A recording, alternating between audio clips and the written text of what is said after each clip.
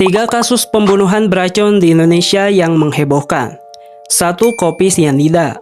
Kasus ini viral pada tahun 2016 dan kembali viral pada tahun 2023 setelah diangkat menjadi film dokumenter Netflix. Di mana dalam kasus ini seorang wanita bernama Mirna meninggal setelah meminum es kopi Vietnam yang mengandung sianida di salah satu kafe di Jakarta.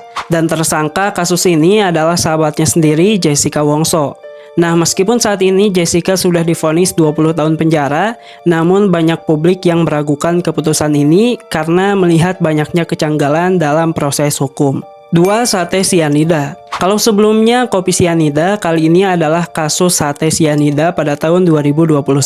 Pada saat itu seorang wanita bernama Nani yang sakit hati karena ditinggal nikah kekasihnya mengirim sebungkus sate yang telah dibumbui sianida melalui ojol. Namun sesampainya di tujuan, sate itu ditolak karena merasa mereka tidak kenal dengan pengirimnya yang saat itu mengatasnamakan Hamid. Jadi Nani mengatasnamakan Hamid.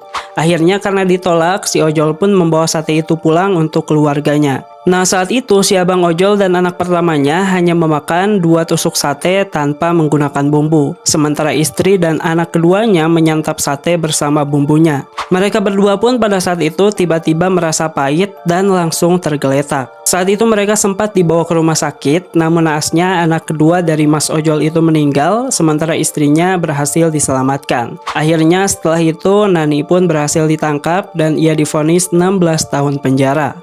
3. Racun arsenik Munir. Peristiwa ini terjadi pada seorang aktivis HAM bernama Munir pada penerbangan dari Jakarta menuju Belanda tanggal 7 September 2004. Hasil penyelidikan diketahui jika ia terkena racun arsenik. Dan tersangkanya adalah pilot bernama Polikarpus. Sang pilot pun pada saat itu berhasil ditangkap dan ia dihukum 14 tahun penjara. Namun hingga saat ini masih belum diketahui siapakah dalang dibalik pembunuhan Munir itu dan siapa orang yang telah memerintahkan sang pilot untuk membunuh Munir.